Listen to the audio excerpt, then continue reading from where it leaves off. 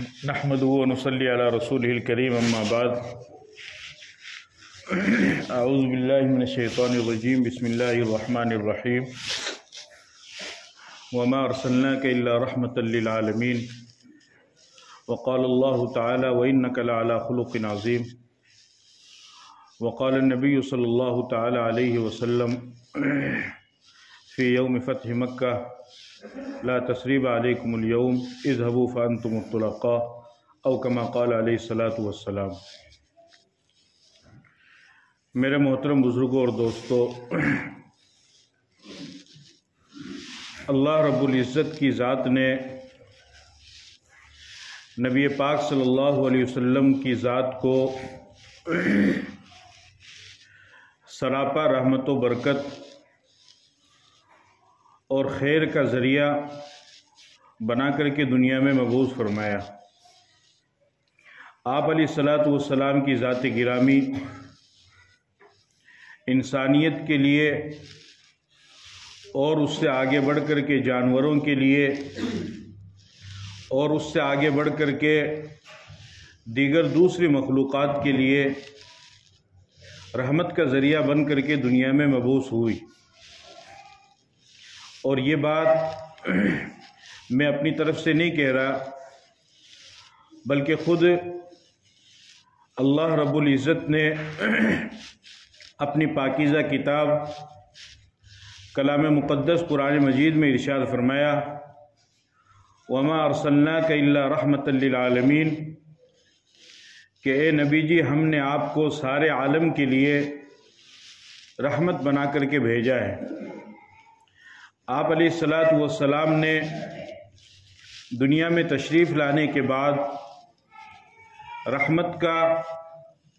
برکت کا، خیر و فلاح کا،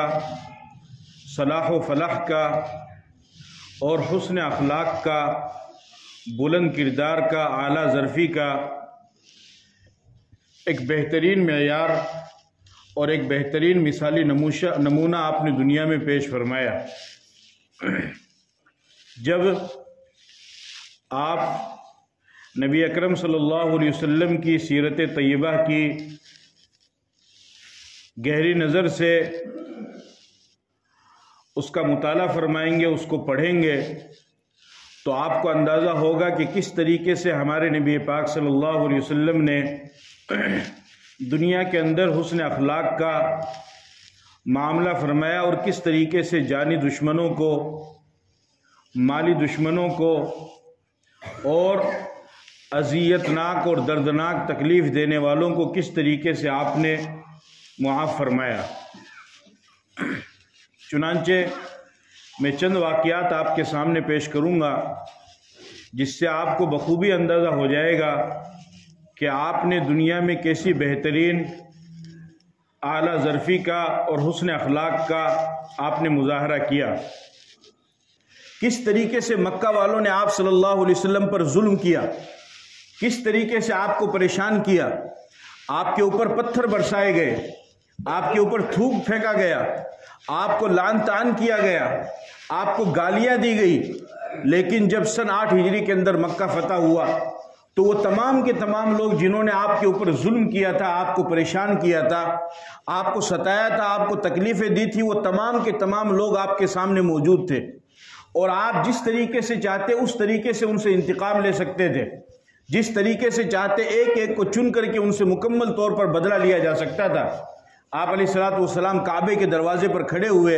اور آپ نے فرمایا کہ تم میرے بارے میں کیا خیال رکھتے ہو،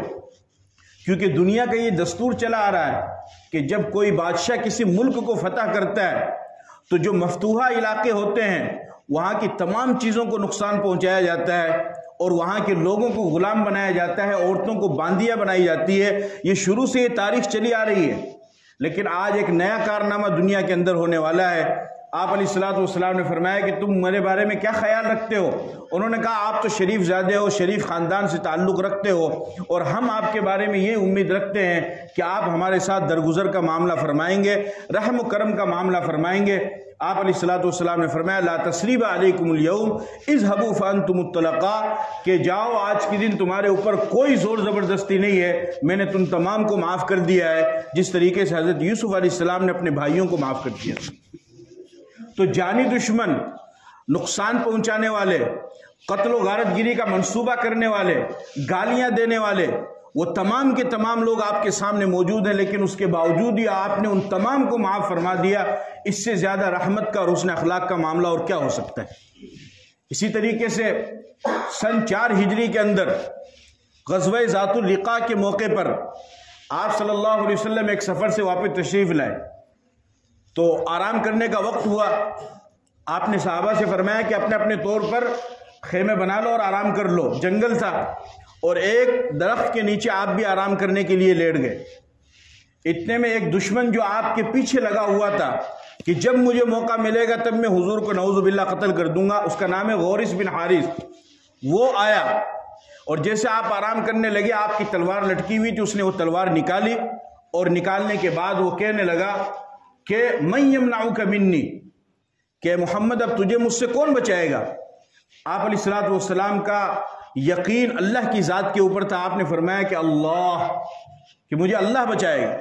جیسے ہی آپ نے یہ بات کہی تو آپ کے لفظ اللہ کے اندر اتنا روب اس دشمن کے اوپر پڑا کہ اس کے ہاتھ سے تلوار چھوٹ گئی، اور پھر آپ نے تلوار اٹھائی اور آپ نے فرمایا کہ اب تو یہ بتا کہ تجھے میرے ہاتھ سے کون بچائے گا؟ تو وہ تو اللہ کو نہیں مانتا تھا، اللہ کی ذات پر اس کا یقین نہیں تھا۔ وہ کہنے لگا صاحب میں تو بس آپ ہی کے رحم و کرم پر ہوں۔ آپ نے فرمایا جاؤ تم چلے جاؤ۔ جانی دشمن تلوار لے کر کے سامنے کھڑا ہے، لیکن اس کے باوجود بھی قتل کرنا چاہ رہا ہے، اس کے باوجود بھی آپ علیہ الصلوۃ والسلام نے اس کو معاف فرما دیا۔ اس سے بڑی رحمت للعالمین اور کیا ہو سکتی ہے؟ اس سے بڑی رحمت اور حسن اخلاق کا معاملہ اور کیا ہو سکتا ہے؟ آج ہمیں اگر صرف تھوڑی سی بھنک لگ جائے، غلط اور جھوٹی خبر بھنک بھی لگ جائے ہمیں کہ فلاں بندہ میرے خلاف سازش کر رہا ہے، تو ہم اس سے بات کرنا چھوڑ دیتے ہیں، اس کو اپنی دعوت میں بلانا چھوڑ دیتے ہیں، اس سے سلام کلام چھوڑ دیتے ہیں اور اس کی طرف دیکھنا نہیں چاہتے ہیں۔ اور یہ کیسا نبی ہے کہ جانی دشمن آنکھوں کے سامنے کھڑا ہے، پھر بھی آپ فرماتے ہیں کہ جاؤ میں نے تمہیں معاف کر دیا۔ چنانچہ وہ شخص گیا اپنی بستی میں اور اس نے جا کر کے کہا کہ میں روئے زمین کے سب سے زیادہ، اس وقت روئے زمین کے سب سے زیادہ پاکیزہ انسان سے اور مقدس انسان سے مل کر کے آیا ہوں، اور حسن اخلاق کے معاملہ والے انسان سے مل کر کے آیا ہوں۔ اور پھر یہی واقعہ اس کے اسلام لانے کا سبب بھی بنا، اور اس واقعے کو دیکھ کر کے وہ مسلمان بھی ہوا۔ ایک یہودی شخص ہے، اس کا نام ہے زید بن سعنہ، اس نے حضور صلی اللہ علیہ وسلم کو قرض دیا، آپ نے اس سے قرض لیا، تاریخ طے ہو گئی کہ فلاں تاریخ کو میں آپ کو قرض ادا کر دوں گا۔ وہ ٹائم آنے سے 2 دن پہلے حضور صلی اللہ علیہ وسلم کے پاس آ گیا، اس نے آپ کی چادر مبارک کھینچی اور الٹی سیدھی باتیں کرنے لگا کہ تم بنی عبد المطلب کی اولاد، تم ایسے ہو، تم وعدہ وفا نہیں کرتے، تم وعدہ خلافی کرتے ہو، آپ نے قرض لیا، مجھے قرض دیا نہیں ہے، ایسا ہے ویسا، 1000 طرح کی بات کی۔ حضرت عمر رضی اللہ تعالیٰ عنہ اسی مجلس میں موجود تھے۔ حضرت عمر کو تو اتنی برداشت ہوتی نہیں، ان کو غصہ آیا، انہوں نے سوچا کہ اس کو جاؤ، تو انہوں نے جواب بھی دیا۔ آپ علیہ الصلوۃ والسلام نے فرمایا کہ نہیں عمر، اس کو چھوڑ دو، بلکہ عمر تمہیں تو وہ طرز اختیار کرنا چاہیے تھا اور تمہیں تو یہ کہنا چاہیے تھا، مجھے کہنا چاہیے تھا، اس کو کچھ مت کہو، حالانکہ ابھی ٹائم بھی نہیں ہوا ہے، 2-4 دن ابھی قرض ادا کرنے کی تاریخ باقی ہے، لیکن وہ پہلے ہی آ کر کے گستاخی کر رہا، تو یہ تو اس کی غلطی ہے۔ لیکن اس کے باوجود آپ نے فرمایا کہ نہیں، تم مجھے کہو کہ وعدہ پورا کرو اور آپ اس کے قرض کو ادا کر دیجئے۔ چنانچہ آپ علیہ الصلوۃ والسلام نے اس کا قرض بھی ادا کروایا، اور پھر حضرت عمر رضی اللہ تعالیٰ عنہ سے فرمایا کہ چونکہ تم نے ان کو کچھ باتیں کہہ دی تھی اور یہ قرض دار تھا، اس نے قرض مجھے دیا تھا، اس کا احسان تھا میرے اوپر، لہذا اب کچھ جو تقریباً 60 سا کے قریب فرمایا کہ جو اس کو بڑھا کر کے، آپ علیہ الصلوۃ والسلام نے فرمایا کہ اس کو بڑھا کر کے دو۔ جب اس کو بڑھا کر کے دیا، اس نے کہا کہ بس اس کو تو رہنے دو، پہلے مجھے کلمہ پڑھاؤ، میں مسلمان ہونا چاہتا ہوں۔ مسلمان ہو گیا۔ پھر اس سے معلوم کیا گیا تو اس یہودی نے یہ کہا کہ میں نے اپنی کتاب میں حضور صلی اللہ علیہ وسلم کے بارے میں بہت ساری نشانیاں پڑھی ہیں کہ ان کی ایک نشانی یہ ہوگی، یہ ہوگی، یہ ہوگی، یہ ہوگی، یہ ہوگی، اور 2 نشانیاں میں نے پڑھی، وہ 2 نشانیاں میں نے ان میں پائی نہیں تھی۔ باقی نشانیاں تو پوری میں نے دیکھ لی، لیکن ان 2 نشانیوں کو میں پوری کرنا چاہ رہا تھا۔ ایک تو یہ ہے کہ آخری نبی محمد صلی اللہ علیہ وسلم جو ہوں گے ان کا حلم ان کے غصے سے بھی زیادہ ہوگا، یعنی وہ غصہ کرنے سے زیادہ برداشت کرنے والے ہوں گے۔ اور دوسرا فرمایا کہ ان کی ایک نشانی یہ ہوگی کہ جو ان کے ساتھ جتنا زیادہ سختی کا معاملہ کرے گا وہ ان کے ساتھ میں اتنا ہی زیادہ نرمی کا معاملہ کریں گے۔ یہ 2 نشانیاں میں نے دیکھی نہیں تھی، آج میں نے دیکھ لی ہے، اور یہ بات طے ہو گئی ہے کہ یہی آخری نبی اور سچے رسول ہے۔ کلمہ پڑھائیے اور کلمہ پڑھ کر کے مسلمان ہو گئے۔ تو یہ اللہ کے نبی کے اخلاق ہیں، ان اخلاق کو دیکھ کر کے لوگوں نے کلمہ پڑھا ہے۔ آج پوری دنیا میں ایک فضا بنائی جا رہی ہے کہ اسلام تلوار کے زور سے پھیلا۔ اسلام ہرگز تلوار کے زور سے نہیں پھیلا ہے، اور تلوار کے زور سے اسلام کیا کوئی مذہب پھیل بھی نہیں سکتا ہے۔ لالچ کی بنیاد پر بھی کوئی نہیں پھیل سکتا ہے۔ اگر کوئی انسان لالچ کی بنیاد پر کسی دھرم کو اپناتا ہے تو وہ پیسے کا بھکاری، وہ مذہب کو نہیں فالو کرنے والا ہے، کیونکہ مذہب اور دھرم اور عقیدہ یہ ایک ایسی چیز ہے کہ یہ دل کی بات ہوتی ہے۔ کتنا ہی لالچ دے دیا جائے یا کتنا ہی ڈرا دیا جائے، دھمکا دیا جائے، اگر انسان اپنے مذہب پر مضبوط عقیدہ رکھنے والا ہوگا تو وہ کبھی بھی نہ تو کسی کے لالچ میں آئے گا اور نہ کسی کا خوف کا شکار ہوگا، وہ اپنے مذہب پر مضبوطی سے قائم رہے گا۔ حضور صلی اللہ علیہ وسلم نے صرف 23 سال کے عرصے میں 1.25 لاکھ صحابہ کرام رضوان اللہ تعالی علیہم اجمعین اور صحابیات نے آپ کے ہاتھ پر کلمہ پڑھا، تو تلوار کی بنیاد پر نہیں بلکہ آپ کے حسن اخلاق کی بنیاد پر کلمہ پڑھا۔ یہ جو 2-4 واقعات میں نے آپ کو سنائے، آپ خود اندازہ لگا سکتے ہیں کہ ان واقعات، یہ تو 2-4 واقعات ہیں، ایسے ہزاروں واقعات ہیں جو حضور کی زندگی میں پیش آئے، لیکن آپ نے ان سب کو معاف فرما دیا۔ طائف کا واقعہ آپ کے سامنے، غزوہ احد آپ کے سامنے ہے، آپ کو پریشان کیا گیا، آپ کو مارا گیا، تکلیف دی گئی، لیکن آپ نے سب کو معاف فرما دیا ہے۔ آج کے اس زمانے کے اندر اسی وجہ سے ایک عیسائی مورخ گزرا ہے، وہ مسلمان نہیں ہے، وہ عیسائی ہے، اس نے کتاب لکھی دی 100، اس کتاب کا نام ہے انگریزی میں۔ اس میں اس شخص نے 100 انسان جنہوں نے دنیا کے اندر تاریخ میں انقلاب پیدا کیا ہے اس کا ذکر کیا ہے، اور اس میں پہلے نمبر پر اس شخص نے محمد صلی اللہ علیہ وسلم کو رکھا ہے۔ جب اس نے وہ کتاب پیش کی ہال کے اندر تو پورا ہال، جس طریقے سے آپ حضرات بیٹھے ہیں، سب لوگ بیٹھے ہوئے تھے، پورا ہال شور مچانے لگا کہ تم خود پادری ہو، تم خود عیسائی ہو، تم نے اپنے نبی عیسیٰ علیہ السلام کو چھوڑ کر کے محمد کو پہلے نمبر پر رکھا ہے، ایسی کیا چیز تم نے دیکھی ہے؟ فرمایا کہ میں نے ان کے اخلاق کو دیکھا ہے، اور ان کے اخلاق سے متاثر ہو کر کے میں مسلمان نہ ہونے کے باوجود بھی میں ان کو پہلے نمبر پر رکھتا ہوں کہ وہ نبی ایسا ہے کہ وہ دشمنوں کو بھی معاف کرنے والا ہے، دشمنوں کے ساتھ بھی رحم کرنے والا ہے، انسانیت کے ساتھ بھی رحم کرنے والا ہے، اور جانوروں کے ساتھ بھی رحم کرنے والا ہے، اور سب کے ساتھ وہ حسن اخلاق کا معاملہ کرنے والا ہے۔ اس وجہ سے اس نے کہا کہ میں ان کو پہلے نمبر پر رکھتا ہوں۔ میرے عزیزوں، میرے محترم بزرگوں اور دوستوں، یہ چند واقعات میں نے آپ کو بتلائے۔ اب اصل بات جو میں آپ کو بتانا چاہتا ہوں، چونکہ اتنا وقت نہیں ہے، لیکن اصل بات جو میں آپ کو بتانا چاہتا ہوں وہ یہ بتانا چاہتا ہوں کہ ہمارے دیش میں ایک شخص آپ سب حضرات جانتے ہیں، بڑا منافق اور ملعون، وسیم رضوی، اس نے ایک کتاب لکھی ہے، اور پہلے تو اس نے قرآن کریم کی 26 آیتوں کو قرآن میں سے نکالا، اور اس نے اپنا ایک الگ قرآن بنایا ہے، اور اس کو مارکیٹ میں تقسیم بھی کیا جا رہا ہے۔ اس نے 26 آیتوں کو،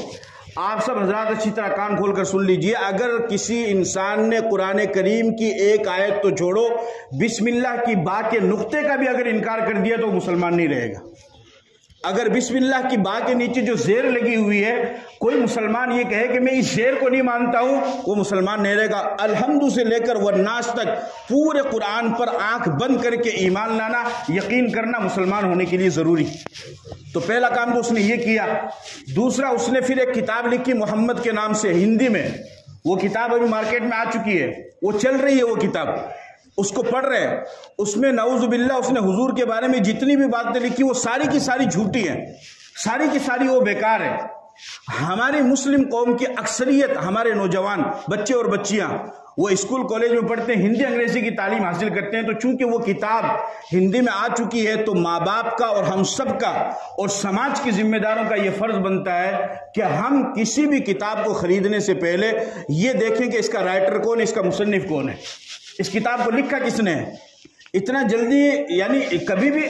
یہ دین کے معاملے میں اتنی غفلت کیوں بڑھتی جا رہی سمجھ میں نہیں آتا ہے. انسان ایک چھوٹی سی چیز بھی خریدتا ہے، یہاں تک کہ اگر وہ بسکٹ بھی اگر خرید رہا ہو تو اس کی کوالٹی کو چیک کرتا ہے، اس کی کمپنی کو چیک کرتا ہے، اور صابن کو خرید رہا ہو تو اس کی کوالٹی کو، جبکہ ہر صابن بدن کا میل اتار دیتا ہے، ہر صرف کپڑے کا میل چھڑا دے گا، لیکن نہیں مجھے اس کمپنی کا صرف چاہیے، مجھے اس کمپنی کا صابن چاہیے، مجھے اس کمپنی کا بسکٹ چاہیے، مجھے اس کمپنی کا اچار چاہیے. تو جب حضور کی یا دین کی بات آتی ہے تو ہم اس وقت رائٹر کو کیوں نہیں دیکھ سکتے؟ ہمیں اس وقت رائٹر کو بھی دیکھنا چاہیے کہ لکھنے والا کون ہے. دیکھو صرف کتاب سے کچھ نہیں ہوتا ہے، کتاب تو ایک مردہ چیز ہے. کتاب آپ کو بتا سکتی ہے کرنا کس طریقے سے، یہ کتاب آپ کو نہیں بتائے گی، وہ تو مردہ چیز ہے. قرآن نے یہ کہہ دیا اقیم الصلاۃ، تم نماز پڑھو، آپ کیسے پڑھنی وہ قرآن تو نہیں بتائے گا نا آپ کو، وہ تو مردہ چیز ہے، اس میں تو صرف لکھا ہوا ہے. اس لیے اللہ نے دو نظام چلائے، ایک کتاب اللہ، ایک رجال اللہ. فرمایا کہ یہ میری کتاب ہے اور یہ میرے نبی ہے، کرنا ویسے ہے جیسے میں نے کتاب میں کہا، اور کرنا ویسے ہے جیسے میرا نبی کر کے دکھایا. آج نوجوان خاص طور پر ایک بڑا فتنہ چلا ہوا ہے، کوئی بھی مسئلہ معلوم کرنا ہو اب امام سے نہیں پوچھتے ہیں، عالم سے نہیں پوچھتے ہیں، یوٹیوب کھولا اس میں ڈالا یہ کرنے سے روزہ ٹوٹ جاتا ہے یا نہیں، یہ کرنے سے نماز ٹوٹ جاتی ہے یا نہیں. یاد رکھو ایک بات بتاؤں میں آپ کو، اسی قرآن سے غیر ایمان والا آپ کو غیر مسلم بنا دے گا، اسی قرآن سے قادیانی آپ کو قادیانی بنا دے گا، اسی قرآن سے یہودی آپ کو یہودی بنا دے گا، اسی قرآن سے عیسائی آپ کو عیسائی بنا دے گا. اور آپ کیا سمجھ رہے ہیں کہ یوٹیوب اور گوگل پر جو بڑی داڑھی والا اور بڑی پگڑی والا وہ کچھ بیان کر رہا ہے تو وہ پکا سچا مسلمان ہے؟ یہودیوں کو تو مسلمان سے زیادہ ان کا علم ہے. تو آپ کیسے جانتے ہیں کہ سامنے والا بیان کرنے والا کون ہے؟ اس لیے اس بات کو سمجھنے کی ضرورت ہے. آج بہت زیادہ یہ وبا عام ہوتی جا رہی ہے، خاص طور پہ ہمارے نوجوان، ان کو کسی بھی مسئلے کی ضرورت ہوتی ہے نہیں. جب بھی آپ کو کسی بھی مسئلے کی ضرورت ہو تو جس عالم پر آپ کو اعتماد ہو، میں یہ نہیں کہہ رہا کہ آپ کسی ایک سے پوچھو، جس عالم پر آپ کو اعتماد ہو کہ یہ عالم مجھے صحیح مسئلہ بیان کر سکتا ہے، اس عالم سے جا کر کے مسئلہ پوچھو. یہ یوٹیوب پر جا کر کے سرچ کرنا، گوگل پہ جا کے سرچ کرنا، ارے بھائی سامنے والا یہودی ہے یا عیسائی آپ کو کیا معلوم؟ پھر آپ تو غلط طریقے سے اس پہ عمل کرنے والے بن جائیں گے نا. اس لیے اس کا خیال رکھنا ہے. اسی طریقے سے کسی بھی کتاب کا مطالعہ کریں تو اس کے رائٹر کو دیکھیں، اس کے مصنف کو دیکھیں کہ اس کتاب کو لکھنے والا کون ہے. کیونکہ اگر وہ غلط ہوگا، یہودی عیسائی ہوگا، تو وہ تو ظاہر سی بات ہے پھر آپ ظاہر سی بات ہے گمراہ ہو جائیں گے. اس لیے ہمیں ان چیزوں کی ضرورت ہے کہ اس ملعون نے جو کتاب لکھی ہے اس کو ہم دیکھیں، اس کو ریجیکٹ کریں، اور اپنے گھروں میں یا اپنے بچوں کو ہرگز اس کا مطالعہ نہ کرنے دے، ورنہ ہم خود بھی گمراہ ہو سکتے ہیں اور ہمارے بچے بھی گمراہ ہو سکتے ہیں. دوسری بات جو مجھے آپ سے عرض کرنی ہے وہ یہ ہے کہ ہم نبی کی محبت کا دعویٰ تو کرتے ہیں، اور حضور صلی اللہ علیہ وسلم کا جیسے نام آتا ہے جھوم کر کے حضور کے نام سے جو ہے درود شریف صلی اللہ علیہ وسلم پڑھتے ہیں، اچھی بات ہے، درود شریف بھی پڑھتے ہیں، سارا کام کرتے ہیں، لیکن نبی کی سیرت کی تاریخ کا مطالعہ ہمیں نہیں ہے. معاف کرنا، آج کتنے 100%، 80% مسلمان ہیں، ان کو نبی کی سیرت صرف اتنا پتا ہے کہ ہمارے نبی کا نام محمد ہے. ارے بھائی تاریخ کا مطالعہ کرو. آپ اگر دشمن آپ کی 2 شکایتیں کر رہا ہے تو آپ 4 چیزیں اس کے سامنے پیش کرو. اگر دشمن آپ کی شان میں 2 گستاخی کر رہا ہے، آپ کی شان میں 4 بلندیوں کو بیان کرو. اگر وہ یہ کہتا ہے کہ حضور نے نعوذ باللہ ایسا کیا تو آپ حضور کے اخلاق کو ان کے سامنے پیش کرو. ایک مسلمان ہونے کے ناطے، حضور کے امتی ہونے کے ناطے، صرف عالم کا نہیں بلکہ مسلمان کا یہ فرض ہے کہ حضور کی تاریخ کا مطالعہ کریں. آپ جس زبان میں کر سکتے ہیں، اردو میں کر سکتے ہیں، ہندی میں کر سکتے ہیں، ماشاءاللہ ہر زبان میں کتابیں چھپی ہوئی ہے. تھوڑا تھوڑا آپ حضور کی تاریخ کا مطالعہ کرو تاکہ آپ لوگوں کو بتا سکو. ورنہ اگر قیامت کے دن اللہ کے نبی نے پوچھ دیا کہ میری شان میں گستاخی ہوتی رہی اور لوگ میرے بارے میں غلط بات، جھوٹی بات بیان کرتے رہے اور تم نے کسی کو نہیں روکا، تو ہم جواب نہیں دے پائیں گے. ہمیں اس چیز پر غور فکر کرنا ہے اور تھوڑا تھوڑا ہم کو مطالعے کو بھی شروع کرنا ہے، اور یہ جو غلط کتابیں، ان کتابوں کو بھی ختم کرنا ہے. اور یہ جو ایک عام رواج چل چکا، خاص طور پر جو نوجوان ہیں، یوٹیوب پہ سرچ کرنے کا، گوگل پہ سرچ کرنے کا نہیں. آپ کو کسی بھی مسئلے کی ضرورت ہو، کتاب پڑھو اور اپنے عالم سے پوچھو تو وہ بہتر رہے گا. اللہ تعالیٰ مجھے اور آپ کو عمل کی توفیق عطا فرمائے. وآخر دعوانا الحمدللہ.